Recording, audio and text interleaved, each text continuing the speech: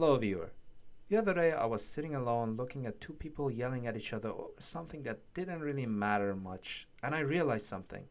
People disagree all the time, and some are wrong and some are right, but we all still manage to live together. So a question dawned on me. How did we manage to live in a society together despite our constant disagreement over what should be done and who should do it? Yeah, recent times have been tough and people are at each other's throat a lot more than before, but we are still managing to live together somehow and make decisions. How do we come up to understand which decisions are authoritative and which ones aren't? This brings us to the topic of this video: political legitimacy in a liberal society.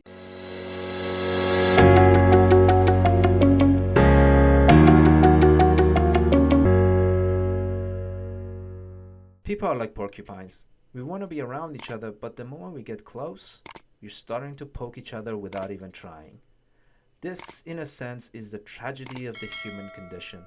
Without knowing it, we can constantly cause each other pain. Most of the time, it is because of a disagreement. Two friends can look at the same situation and come up with two very different understandings of it, and so they will provide two very different pictures of what they saw, which makes them a little bit bitter towards one another. After all, if we are friends, how come we disagree? Which is why I have no friends. Disagreement between people becomes one of the primary reasons why we inadvertently hurt each other. Now multiply this by 1,000,000 or 100,000,000, and you can see how impossible it is for us to live together in peace. Yet, we manage to do it somehow, which is remarkable. I mean, most people can't even talk to their family for more than 5 minutes before a fight breaks out. So how did we manage it for so long? How did we manage to keep our species going for so long and pass policies that people follow even when they disagree with them? The answer, I believe, is legitimacy. Legitimacy is an amorphous concept, so let's get philosophical. When we are talking about legitimacy, what we are really talking about in a super simplified term is who or what has authority. Or put another way, who or what has the right to make decisions for the community. Legitimacy defines who has and or should have the ability to even exercise force if necessary.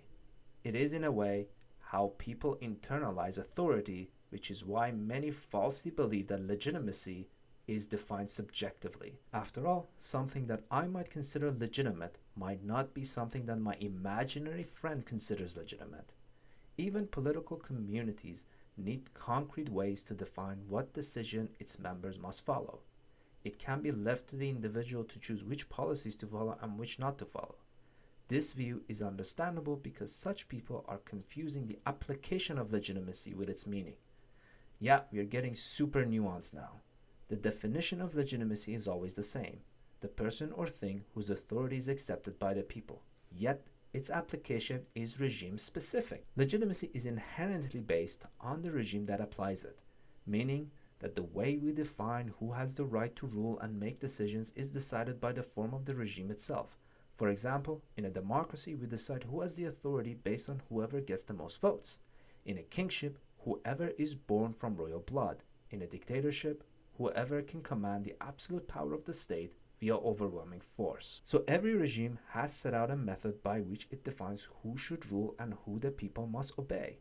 But as we can see, each method is different because every regime is different. There is not much commonality between the way legitimacy works in democracy versus how it works in a dictatorship. But both have to establish legitimacy among the people to be able to make the community work. In a democracy, people choose who is the legitimate ruler, whereas in a dictatorship, the person who can force others to obey them is the legitimate leader. So then, how does liberalism define who is the legitimate ruler? That is a great question, me, so let's answer it. Some people confuse legitimacy in liberal regimes and democratic regimes, which is understandable. Liberalism has freedom as one of its central tenets, just like democracy, but it is very different than democracy. Even though in liberalism, we still vote for who rules. Democracy's method of choosing who rules is based around whoever gets the most votes. But this runs the danger of having charismatic leaders arise who will manipulate the people and eventually overturn the democratic regime, turning it into a form of tyranny. Liberalism, being a super duper chocolate cover with whipped cream on top of a regime, is decidedly aware of this danger and attempts to avoid it by interestingly enough, filtering people's decisions and limiting the power of leaders. To a lot of people, that sounds undemocratic, and that's because it is. Liberal democracy isn't meant to be democratic first, but rather liberal first and then democratic. The way liberalism does that is by emphasizing the procedures by which leaders are elected and pass laws. In other words, the institutions and procedures through which the voice of the people gains political meaning. This prevents charismatic leaders from taking over the nation because these procedures are meant to filter out bad actors.